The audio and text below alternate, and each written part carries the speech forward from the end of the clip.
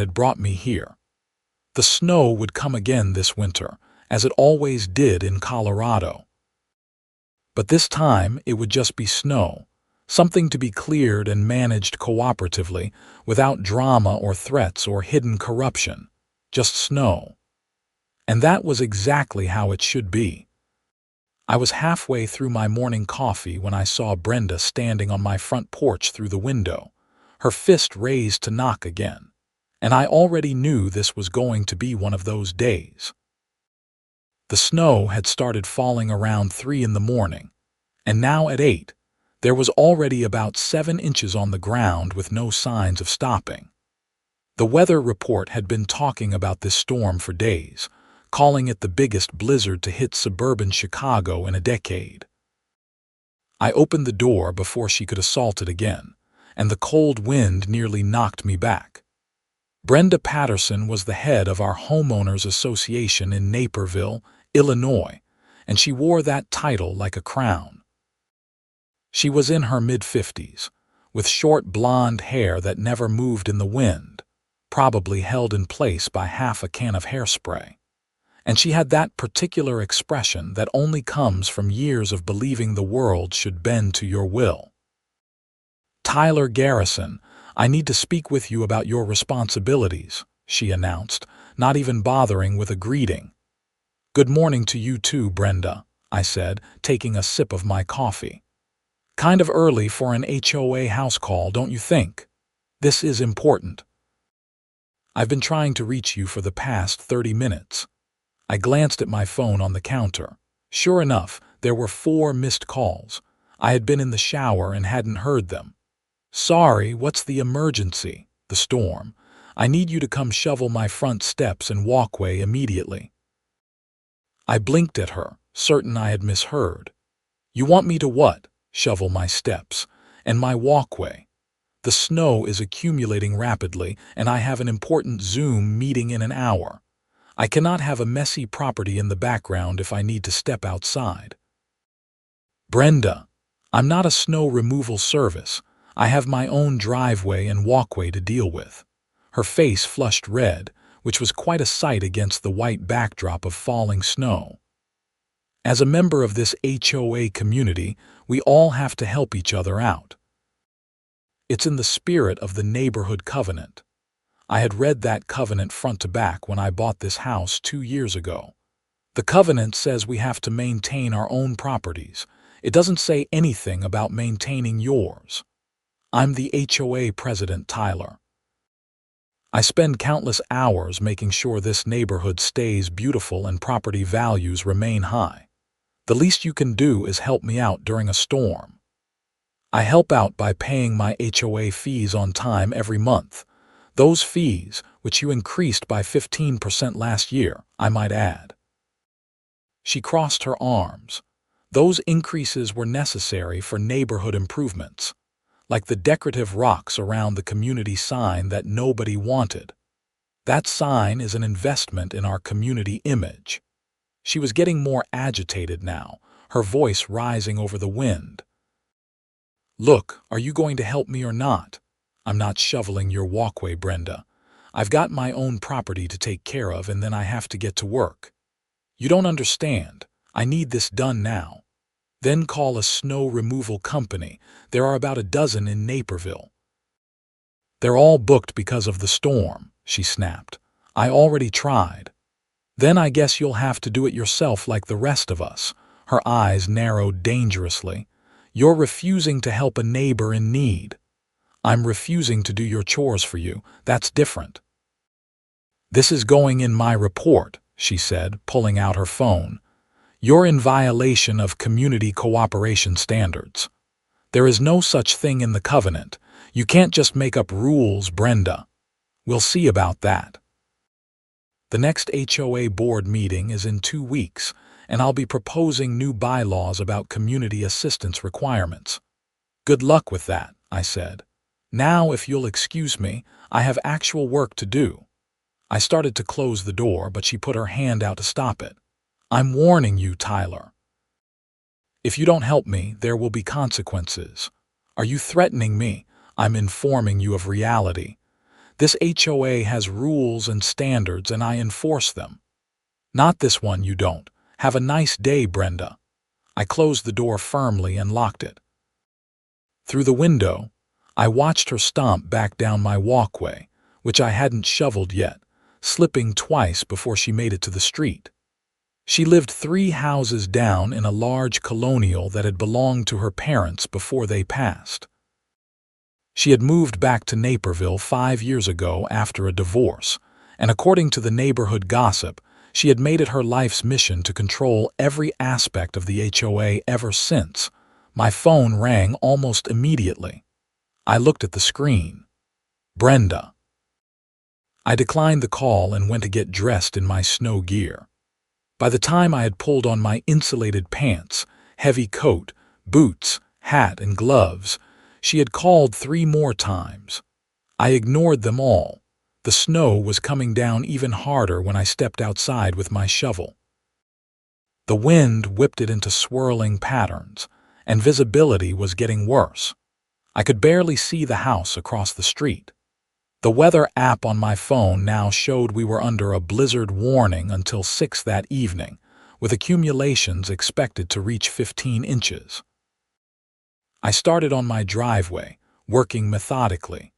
I had a snowblower, but it was temperamental and I didn't trust it in conditions like this. The shovel was more reliable, even if it was more work. I was about 20 minutes into the job when I saw Brenda emerge from her house again. She was bundled up, but she didn't have a shovel. Instead, she marched straight toward me. "Tyler," she called out. "I'm giving you one more chance to do the right thing." I kept shoveling. "And I'm giving you the same answer. No. You're being incredibly selfish. I'm being realistic. I'm not your personal maintenance crew. Everyone in this neighborhood helps each other. Really, because I don't remember you helping me when my fence blew down in that windstorm last spring. In fact, I remember you sending me a violation notice because it wasn't repaired within 72 hours, even though it took a week to get the contractor out here." Her mouth tightened. "That was different. That was an actual violation. And this is an actual boundary. I'm not doing your chores." She pulled out her phone, and for a moment, I thought she was going to call me again right in front of me, which would have been absurd even for her. Instead, she started poking at the screen with her gloved finger, having trouble with the touch screen. "What are you doing now?" I asked. "Calling for help since you won't provide it." "Calling who?" "The police." I actually laughed. "You're calling the cops because I won't shovel your sidewalk. I'm calling them because you're refusing to assist someone in need during a dangerous weather emergency. That's not illegal, Brenda. That's not even remotely illegal. We'll see what they have to say about it." I went back to shoveling, shaking my head. She wouldn't actually call 911 over something this ridiculous. It was a bluff, a power play to try to intimidate me into complying. I had dealt with her type before during my years working retail management before switching to corporate sales. People who thought if they escalated enough, threw a big enough fit, they would get their way. But then I heard her voice, shrill and panicked. "Yes, hello. I need police assistance immediately. I have a neighbor who is refusing to provide emergency assistance during the blizzard. I'm elderly and I can't do my own snow removal, and he's refusing to help me." I stopped shoveling and turned around. She was actually doing it. She was actually calling 911. "Brenda, hang up the phone," I said. She held up a finger to shush me. "Yes, I'm at 847 Maple Grove Drive in Naperville. The neighbor is at 823 Maple Grove Drive. His name is Tyler Garrison." She paused. "No, he's not threatening me physically, but his refusal to help is putting me in danger. What if I slip and fall trying to do it myself?" I walked over to her. "Give me the phone." "Stay back," she said, actually taking a step away from me. "Officer, he's approaching me now in a threatening manner." "I'm not threatening anyone," I said loudly, making sure whoever was on the other end could hear me. I'm simply trying to stop her from wasting emergency services time during an actual blizzard when they have real emergencies to deal with. Brenda turned away, cupping her hand around the phone. Please send someone as soon as possible. I don't feel safe. She hung up and looked at me with an expression of triumph. They're sending a unit. You just tied up 911 dispatch during a blizzard because I won't shovel your walkway. Do you understand how many actual emergencies are probably happening right now? Car accidents, people stranded, medical emergencies. My situation is an emergency. I'm a vulnerable elderly woman who needs help. You're 56 years old and you go to CrossFit 4 times a week. I've seen you carry in a new sectional sofa by yourself. That's not the point. That's exactly the point. You're not helpless, you're just entitled. Her face went red again. How dare you speak to me that way? I am the president of this HOA. And I'm a homeowner who pays his fees and follows the actual rules, not the made-up ones that suit you. There's no rule that says I have to shovel your property. There's a moral obligation. Then hire someone, or do it yourself, or wait for the storm to pass. Those are your options and none of them involve me. A gust of wind hit us hard enough that we both staggered. The snow was getting worse, and standing out here arguing was becoming genuinely dangerous. My face was already numb. I'm going back to my shoveling, I said. You should go inside before you actually do slip and fall. I'm staying right here until the police arrive. Suit yourself. I returned to my driveway and continued working. The snow was accumulating faster than I could clear it, which meant I was going to have to do this whole thing again in a few hours. My back was already starting to ache. I was in decent shape for a 34-year-old guy, but shoveling heavy, wet snow was a different kind of workout. Brenda stood at the edge of my property, arms crossed, glaring at me. She looked ridiculous, like a snow-covered statue of indignation. After about 10 minutes, she must have gotten cold because she went back to her house, but I could see her watching from her front window. 20 minutes later, I saw the flash of red and blue lights through the snow. A Naperville Police Department SUV pulled up in front of my house, and an officer got out. He was a big guy, probably in his early 40s, and he looked distinctly unhappy about being out in this weather. I stuck my shovel in a snowbank and walked over to meet him. Officer, I apologize for this call. It's a complete waste of your time. Are you Tyler Garrison? Yes, sir. Can you tell me what's going on here? Before I could answer, Brenda came rushing out of her house, nearly falling on her unshoveled steps. Officer, thank goodness you're here. This man is refusing to provide assistance during the storm. The officer looked between us, then at the snow that was still falling heavily. Madam, you called 911 because of a dispute with your neighbor. I called because I'm in danger. I need my walkway shoveled and he's refusing to help me. And you are, Brenda Patterson. I'm the HOA president for this neighborhood. The officer pulled out a notebook, but his pen was having trouble working in the cold. He gave up and just looked at both of us. Let me get this straight. You called emergency services because your neighbor won't shovel your walkway. He's violating HOA community cooperation standards.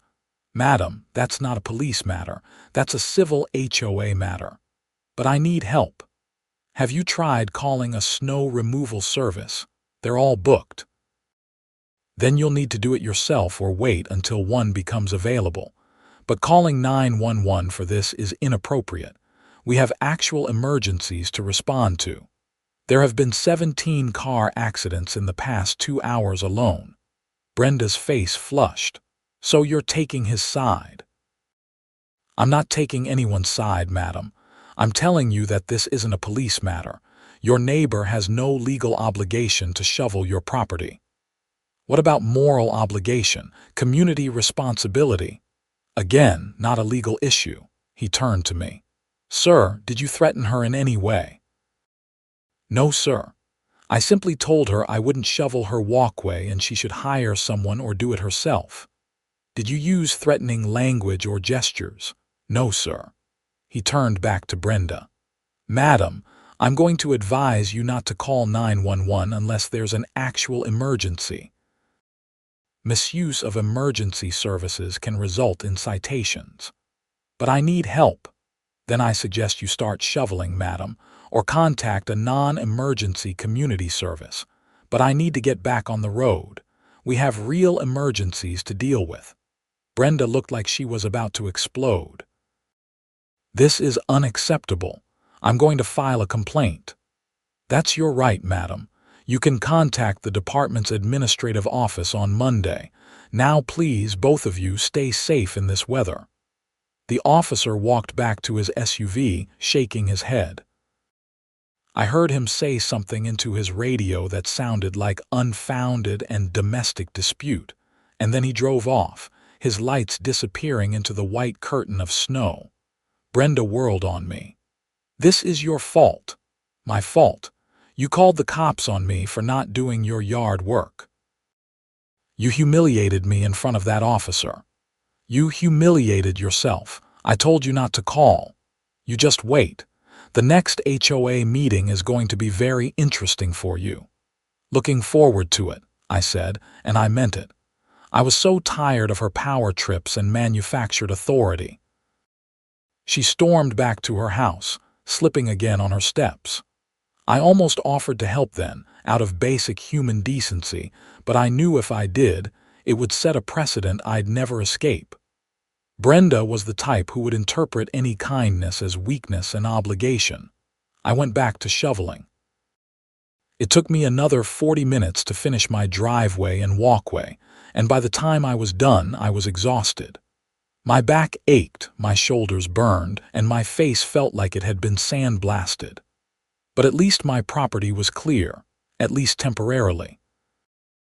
I went inside, stripped off my wet gear, and made another pot of coffee. My phone had 7 new missed calls, all from Brenda, and 3 text messages. I opened them against my better judgment. The first one read, "You will regret your selfishness today." The second, "I am documenting everything for the HOA board." The third, "You are in violation of community standards and will face consequences." I didn't respond to any of them. Instead, I called my boss and told him I wouldn't be making it to the office. The roads were too dangerous, and honestly, after the morning I'd had, I needed a mental health break. He was understanding. Most of the sales team was working from home anyway because of the storm. I spent the rest of the morning working on my laptop at the kitchen table, periodically looking out the window at the accumulating snow. Around 11, I saw Brenda finally emerge with a shovel and start working on her walkway. It took her about an hour, and she looked miserable the entire time, but she got it done. See, I thought, she was perfectly capable. The snow didn't stop until around 5 in the evening, just as the forecast had predicted. We ended up with about 14 inches total, and the whole neighborhood looked like a Christmas card. Beautiful, but a massive pain to deal with. I went out and did a second round of shoveling on my driveway, which took another hour. That evening, I got an email from the HOA. It was a mass message to all residents, but I had a feeling it was primarily directed at me. Dear homeowners, during times of crisis and severe weather, it is essential that we come together as a community to help one another. The strength of our neighborhood lies in our ability to support our fellow residents, especially the elderly and those who may struggle with physical tasks. It has come to my attention that during today's blizzard, some residents chose not to extend a helping hand to their neighbors. This lack of community spirit is disappointing and goes against the values we strive to uphold in Maple Grove Estates. At the next HOA board meeting on February 18th, I will be proposing new bylaws regarding mandatory community assistance during weather emergencies. All residents are encouraged to attend. Remember, a strong community is built on mutual support and cooperation. Sincerely, Brenda Patterson, HOA President, Maple Grove Estates. I read it twice, then forwarded it to my buddy Jake, who lived 2 streets over. He was also fed up with Brenda's overreach. He responded within minutes. "Is she serious? Mandatory assistance? That's insane," I called him. "She's completely serious. She tried to force me to shovel her walkway this morning." "What happened?" I told him the whole story, including the part about her calling 911. He was laughing so hard I thought he was going to drop the phone. "She actually called the cops. That's a new level of crazy even for her. The officer basically told her to get lost and stop wasting emergency services." "Good. Listen, you need to come to that meeting. I'll spread the word to some of the other homeowners. We're all sick of her making up rules as she goes along." "I'll be there. And I'm going to bring a printed copy of the actual covenant to remind everyone what we actually signed." "Perfect. This is going to be good." Over the next 2 weeks, the incident became neighborhood legend. Multiple people reached out to me after hearing various versions of the story. Brenda, it turned out, had been telling people that I had been aggressive and threatening during our confrontation, and that the police had sided with her and warned me about my behavior. The truth, according to those who had seen part of it or heard from others who had, was quite different. I didn't engage in the gossip much, but I did make sure people knew that they could request the police report if they wanted the actual facts. I had called the Naperville Police Department's non-emergency line and confirmed that there was a report on file documenting the call as an unfounded civil dispute with no basis for police involvement. The weeks passed quickly. We had 2 more snowstorms, though neither as bad as that first blizzard. I made sure my property was always immaculately maintained, giving Brenda no legitimate reason to cite me for violations. I also did some research on Illinois HOA law and discovered that HOAs had far less power than most people thought. They couldn't enforce rules that weren't explicitly written in the covenant, and they couldn't create new rules without a vote of the homeowners, not just the board. I also discovered that Brenda had been playing fast and loose with HOA funds. The financial reports she filed were vague at best, and when I cross-referenced them with the work that had supposedly been done in the neighborhood, the numbers didn't add up. Those decorative rocks around the community sign, for example, had supposedly cost $8,000 according to the financial report. But when I called the landscaping company that had done the work, they told me the actual cost had been $4,200. Where had the other $3,800 gone? I started compiling a file. Bank statements that I could access as a dues-paying member of the HOA, vendor invoices that didn't match reported expenses, work that had been billed for but never completed. The picture that emerged was ugly. Brenda had been systematically inflating costs and pocketing the difference, likely for years. February 18th finally arrived. The HOA meeting was scheduled for 7 in the evening at the community clubhouse, a small building near the neighborhood entrance that was mostly used for events and meetings. I arrived at 6:45 with my file folder full of documents and found the parking lot already filling up. Apparently, word had gotten out that this was going to be an interesting meeting. Inside, the main room was set up with rows of folding chairs facing a table at the front where Brenda and the other 2 board members sat. The board consisted of Brenda as president, a retired accountant named Harold Chen as treasurer, and a middle-aged woman named Susan Moore as secretary.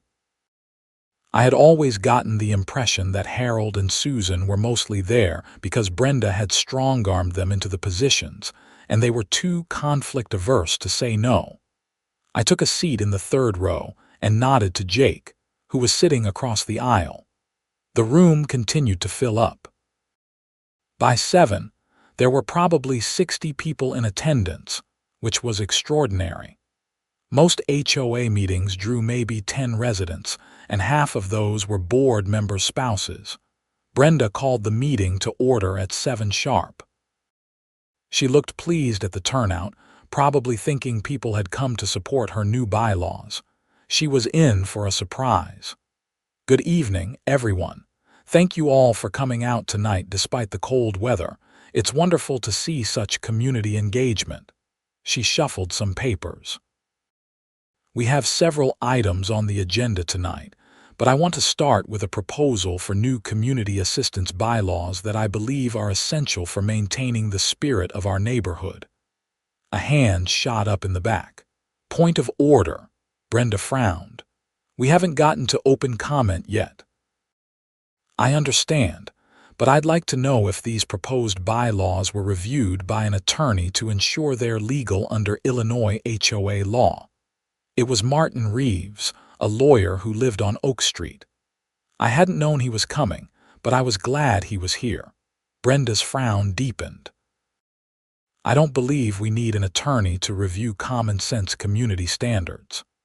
Actually, under Illinois Statute 765 Ilks 160, any modifications to HOA covenants or bylaws must be reviewed for compliance with state law and require a vote of the homeowners, not just board approval."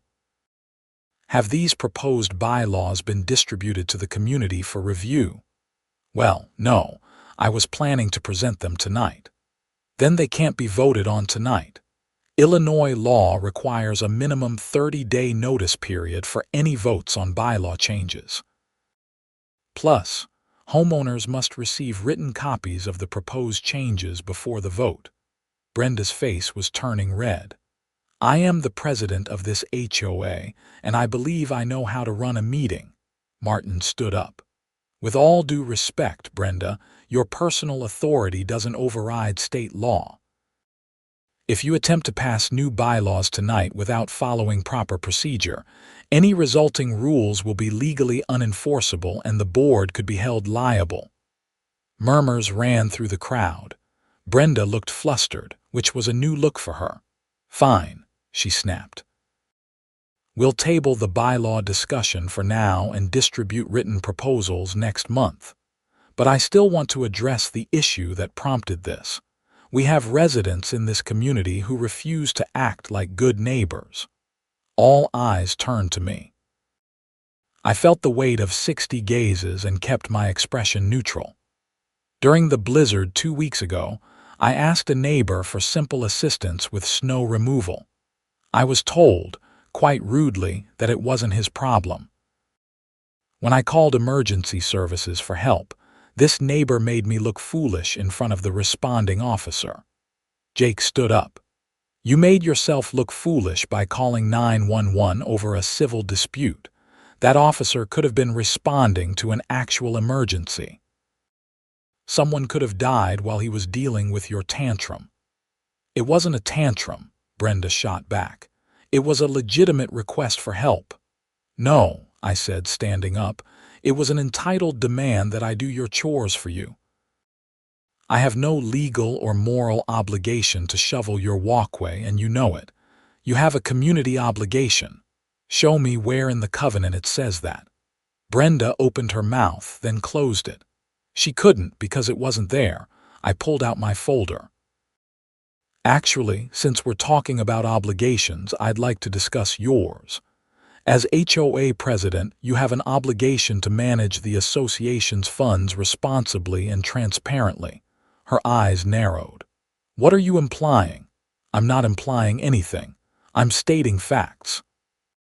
I opened the folder and pulled out the first document. "According to the financial report you filed last April, the HOA spent $8,000 on landscaping around the community entrance sign. But according to the invoice from Greenscape Landscaping, the actual cost was $4,200. Where did the other $3,800 go?" The room went completely silent. Harold, the treasurer, looked shocked. "What? Let me see that." I handed him the documents. He studied them, his frown deepening. "Brenda, this is a serious discrepancy. The report you gave me to review showed 8,000. There must be a mistake in the vendor invoice," Brenda said, but her voice wavered. "I called them directly to confirm," I said. "They sent me a certified copy." "It's accurate." I pulled out more papers. "That's not the only discrepancy.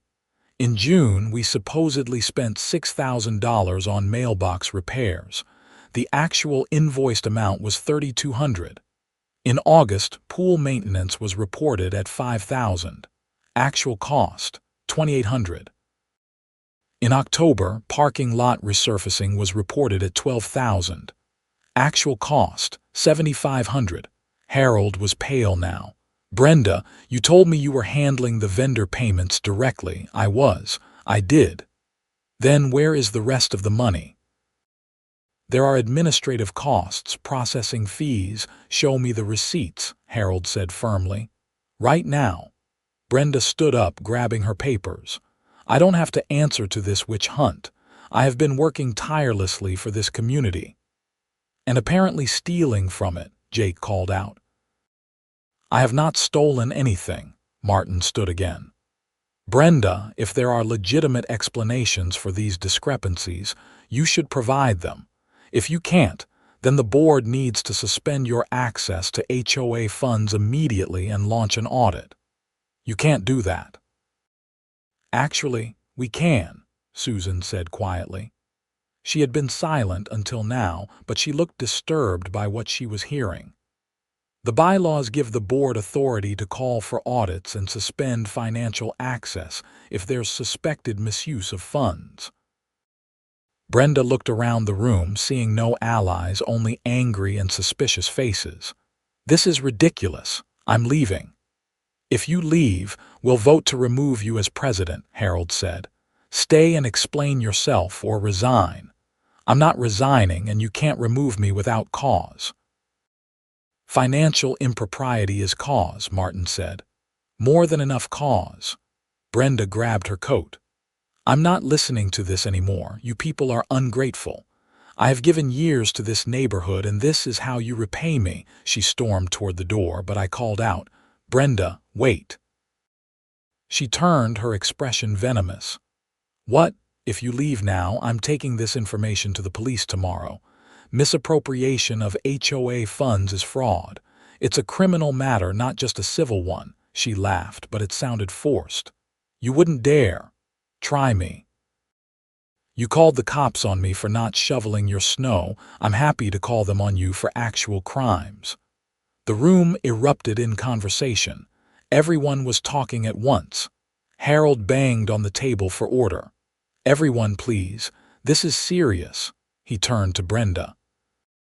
"You need to provide a full accounting of every expense over the past year. Every receipt, every invoice, every bank statement. If you can explain these discrepancies, fine. If you can't, then I have to agree with Tyler. This becomes a police matter." Brenda's face had gone from red to pale. "You're all conspiring against me." "No one's conspiring," Susan said. "We just want the truth. Either you can account for the missing money or you can't." "Which is it?" Brenda looked around the room one more time, and I saw something crack in her expression. The imperious confidence was gone, replaced by panic. "I needed that money." The room went silent again. "You needed it," Harold said slowly. "Brenda, that's not your money, that's community funds." "I know, but I had expenses. My house, my car payment, my credit cards. The divorce left me with nothing, and I was drowning. I thought I could just borrow it temporarily and pay it back before anyone noticed." "How much?" Harold asked quietly. "I don't know exactly.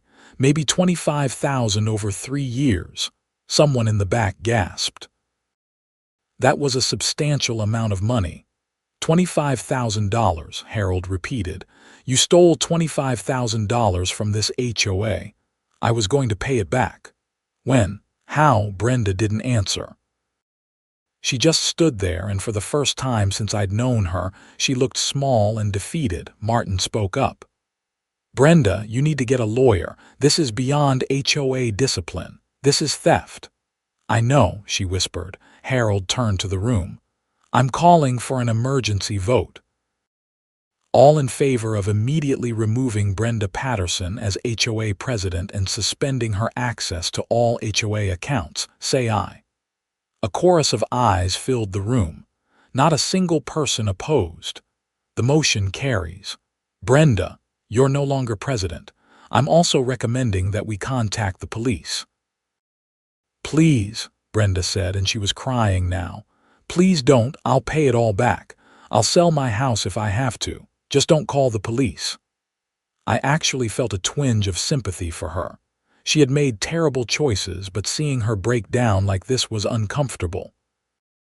Still, she had called the cops on me over snow shoveling. She had tried to abuse her authority to control people, and she had stolen from the entire community. "That's not our decision to make," I said. "This is a crime, Brenda. It has to be reported." She looked at me with pure hatred through her tears. "I hope you're happy.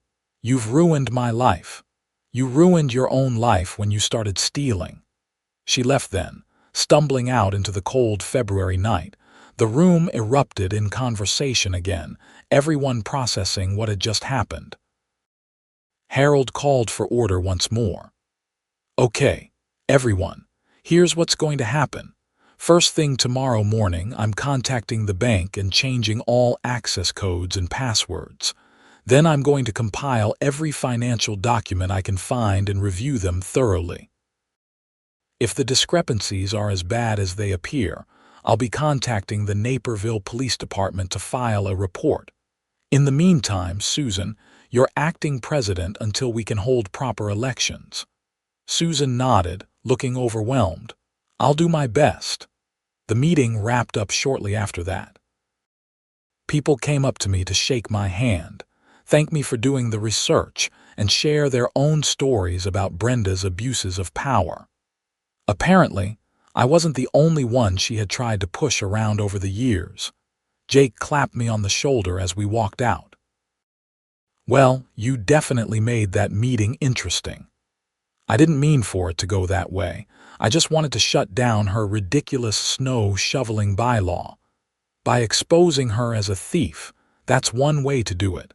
She brought it on herself. If she had just let it go, I never would have looked into the finances. Good thing you did. Who knows how much more she would have stolen." We walked to our cars through the cold parking lot.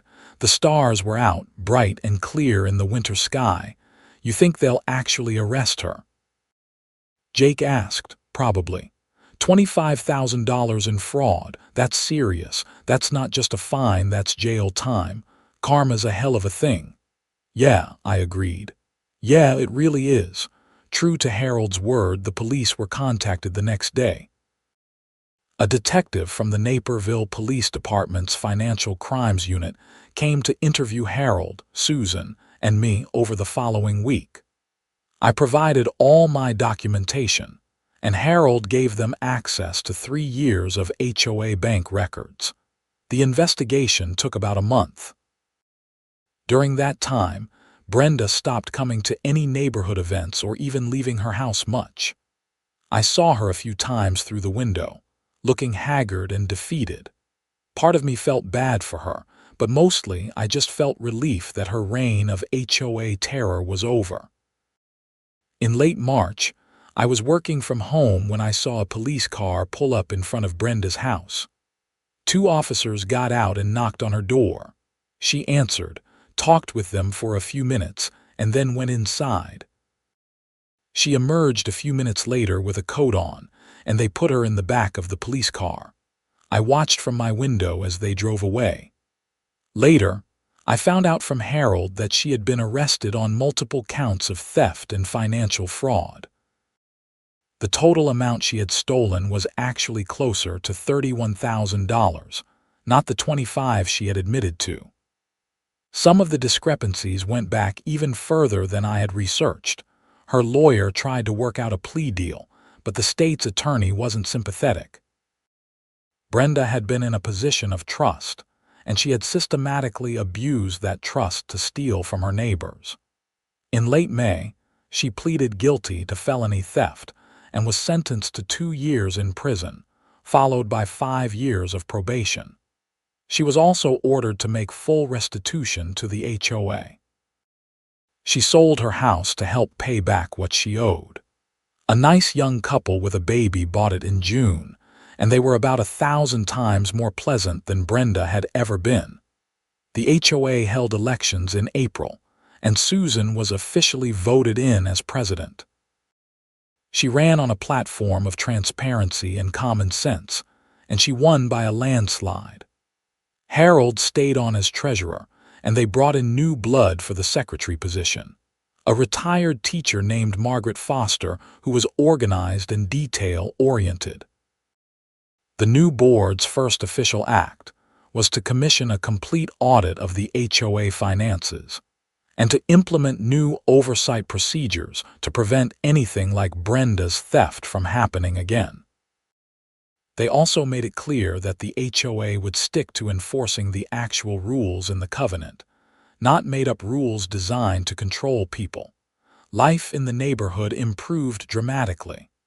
Without Brenda prowling around looking for violations, people relaxed. There were more block parties, more neighborly interactions, more actual community feeling. It turned out that real community wasn't built through threats and demands, but through mutual respect and people voluntarily helping each other. Ironically, the next big snowstorm we had that winter, several of us went around helping elderly residents with their shoveling without being asked or forced. We did it because we wanted to, because it was the right thing to do, not because some petty tyrant demanded it. That's how community is supposed to work. I ran into Brenda's lawyer one day at a coffee shop in downtown Naperville. He recognized me from the proceedings and came over to talk. "You know, she blames you for everything," he said. I figured, but I didn't make her steal $30,000. No, but in her mind, if you had just shoveled her walkway that day, none of this would have happened. She wouldn't have been angry, wouldn't have called the police, wouldn't have escalated things to the point where you started investigating the finances. That's a lot of mental gymnastics to avoid taking responsibility, he shrugged. That's kind of been her pattern from what I can tell. Everything is always someone else's fault. How's she doing in there? Not great. Prison is hard on everyone, but especially hard on people who are used to being in control. She's just another inmate now with no authority over anyone. I know I should probably feel worse about it than I do. Why? You didn't do anything wrong. She committed crimes and got caught. That's on her, not you, still. If I had just shoveled her stupid walkway, then she'd still be stealing from the HOA, just with you as her personal snow removal service. You didn't ruin her life. You stopped her from ruining more lives, including her own. She was going to get caught eventually. You just sped up the timeline. I thought about that a lot over the following months. Maybe he was right. Maybe this was always where Brenda was headed, and I just happened to be the catalyst that brought it to light. Or maybe if I had just been a little more flexible, a little more willing to help a neighbor in need, things would have turned out differently. But then, I remembered the way she had treated me that day in the snow. The entitlement, the threats, the complete lack of respect for boundaries. And I realized that no, I had made the right choice. You can't let bullies win just because it's easier in the short term. Sometimes you have to stand your ground, even when it's uncomfortable, even when it leads to consequences you never intended. The neighborhood thrived under the new leadership. Property values actually went up once word got out that we had cleaned house and restored sanity to the HOA. People who had been considering moving because of Brenda's nonsense decided to stay. New families moved in and found a welcoming, reasonable community. Instead of the police state, Brenda had been trying to create. I stayed in touch with the developments of Brenda's case through Harold, who received updates since the restitution was being paid to the HOA. She served 18 months of her 2-year sentence and was released on good behavior. As part of her probation, she was required to stay away from any HOA leadership positions and to continue making monthly restitution payments. I heard through the neighborhood grapevine that she moved to an apartment in Aurora after her release, about a 20-minute drive from Naperville. She was working as a receptionist at a dental office, a far cry from her days as an all-powerful HOA president. Sometimes I wondered if she ever thought about that day in the snow, if she ever connected the dots between her demanding I shovel her walkway and where she ended up. Probably not. Some people never learn. As for me, I continued living in my house on Maple Grove Drive, paying my HOA fees on time, maintaining my property according to the actual rules, and being a good neighbor when and how I chose to be, not because someone demanded it. I shoveled my own walkway during storms and sometimes helped others with theirs when I had the time and energy. But it was always my choice, done out of genuine care, not coerced compliance. Every time it snowed, though, I couldn't help but think back to that morning 2 years ago, standing in my driveway with a shovel while Brenda called 911 over my refusal to do her chores. It seemed so absurd in retrospect, such a small thing to have sparked such massive consequences. But I guess that's how life works sometimes. Small moments of standing up for yourself can ripple out in ways you never expect. The neighborhood erected a new community sign in the spring, paid for with legitimate HOA funds and properly accounted for in the financial records. It was beautiful, with carved wood and attractive plantings around it. No overpriced decorative rocks this time, just honest work done by local contractors for fair prices. Every time I drove past it, I felt a sense of pride in what we had accomplished as a community. We had rooted out corruption, restored integrity, and built something better together. Jake and I still joked about the incident sometimes when we had beers in his backyard during the summer. Remember when Brenda thought she could force you to be her personal snow removal service? He'd say, laughing, "Remember when she called 911 like I was a violent criminal?" I'd respond.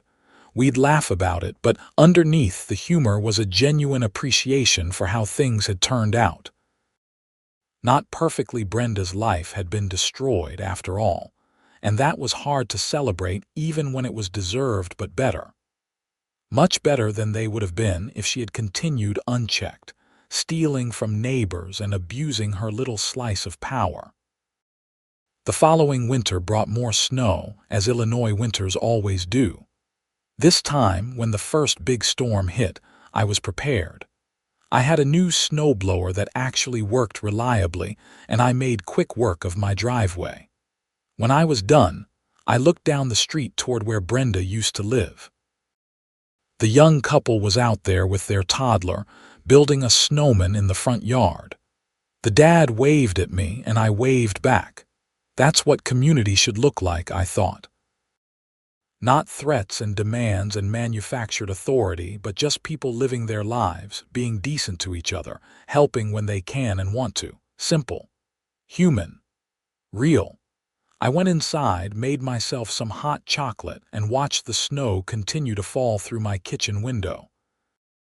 My phone was quiet. No angry calls from HOA presidents demanding I do their yard work. No threats of violations or consequences. Just peace. In the end, that's all I had ever wanted. Just to live in my house, follow the actual rules, and be left alone unless I chose to engage. It shouldn't have been too much to ask, but with people like Brenda in the world, sometimes you have to fight for something as simple as reasonable boundaries. I did fight, not by choice initially, but I saw it through once it started. And while the path that fight took surprised everyone, including me, I couldn't argue with the results. A corrupt HOA president was exposed and held accountable. A neighborhood was freed from petty tyranny. And I learned that sometimes, refusing to shovel someone's walkway is about a lot more than snow. It's about standing up to bullies. It's about exposing corruption. It's about maintaining your boundaries even when pressured. It's about the fact that doing the right thing doesn't always feel comfortable, but it's still right. Would I do it all again if I could go back to that snowy morning, knowing everything that followed, all the drama and investigation and eventual criminal proceedings? Honestly, yes. Because the alternative was continuing to live under Brenda's thumb, watching her steal from my neighbors and abuse her position, all while being too intimidated to say no to unreasonable demands. Sometimes you have to be willing to weather a storm, metaphorical or literal, to get to clearer skies on the other side. That morning during the blizzard, I chose to weather it, and while I never could have predicted where that choice would lead, I'm glad I made it. The neighborhood of Maple Grove Estates in Naperville, Illinois, is better for it. The people who live here are better for it. And I like to think I'm better for it too, knowing that I stood my ground when it mattered, even over something as seemingly trivial as shoveling snow. Because in the end, it was never really about the snow at all. It was about power, boundaries, respect, and the importance of saying no when someone tries to abuse all three. That's a lesson worth learning, even if the teacher is a bitter HOA president making unreasonable demands during a blizzard. And that's my story. The story of how I refused to shovel an entitled HOA president's walkway, got the police called on me for it, and ended up exposing systematic financial fraud that sent her to prison. Life has a funny way of working out sometimes.